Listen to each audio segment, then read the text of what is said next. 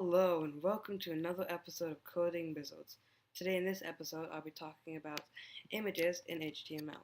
So first of all, I'll just clear this up a little bit. Just gonna clear this up.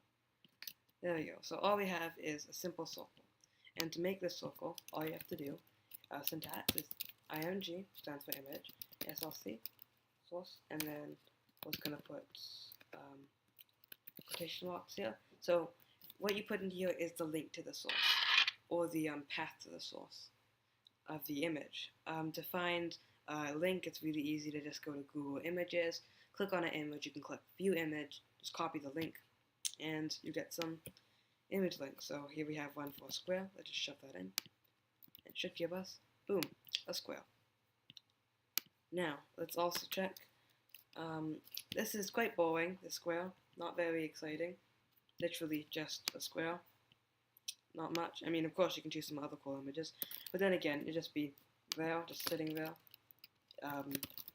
Like if I want to make another one here quickly, yeah, you can see we just have a circle. Like if we had some images just put together, it wouldn't look very nice.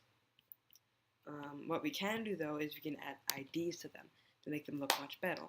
So we're gonna add an ID here. ID equals. Just put ID equals and then quotation marks. Inside you can put whatever you want to call it. Square. It's a square. We're going to call it square.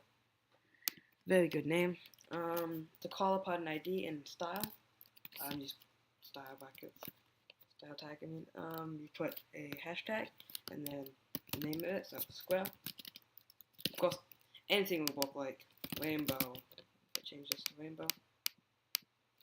Rainbow. Like, now it would still call them the same thing. So let's just keep it as that.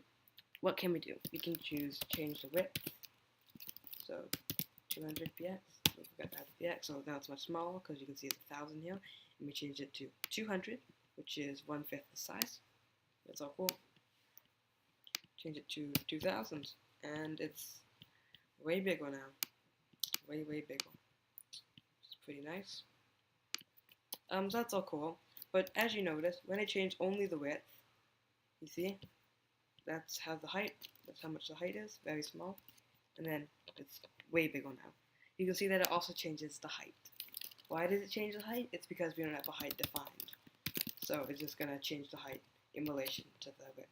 So if I change the height to like really small and the width to be high, we get this ridiculous rectangle thing. It doesn't look very great because it's all condensed here. So for now, I'm just going to keep it as width so it doesn't look absolutely hideous. Now, we can also set these into position. So I'm going to set this into position absolute. So nice.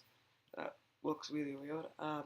Essentially, what position absolute does, let's make that small, it looks really weird, is it makes it so that the square is, how we used to have it was we had the square up here and then the circle down here, because the square was taking up the space up here and the circle is taking up the space down here. But when it becomes absolute, it doesn't take up any space. It just exists on the page. So as you saw earlier, when I did this, they're both in the same spot, which shouldn't be possible otherwise. But it is because it's position absolute, and the square is not actually taking up the space, the circle is. We can also set the circle to position absolute, so first we need an ID, it's going to be a circle. So that's fairly simple.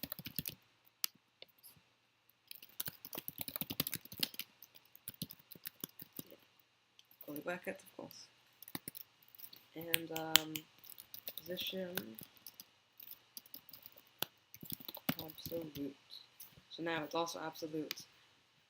Since it came last, it's in front. Kind of weird that way. Either way, we're going to shrink the circle so it becomes much smaller. 10 px. That's really too small. 100. And make this 500. I'm going to make this a little bit of 400. There we go. So now we have two objects. Now, that's cool that they can overlap, but it doesn't do much. What we can do, also side note, you see I have my width here. It also changes the height. If you just put it height, it also will look the same. We can say how far you want it to be away from things. For example, for the square, I'm going to say I want it 500 px away from the left side. Because you can see when I put left in and I put a number, it went away from the left side instead of towards the left side because it's how far it is away from the left side, not how close it is to the left side. You can put negative, which means it's going to the left side because it's going the opposite way as it would normally. But you might as well just use another one called white. How far is it away from the white side? And you probably guessed it already. There was top. How far is it away from the top? And bottom. How far is it away from the bottom? So right now it's going to have bottom that at 300 and left at 100. So it's in that location now. And let's change circle to another position. We'll change its top to, let's say, 500. Yeah, 500. And we'll change, we put left here, so I might as well use right. I mean, you could, of course I can just use left here. Be like left, 10. Yeah, 10.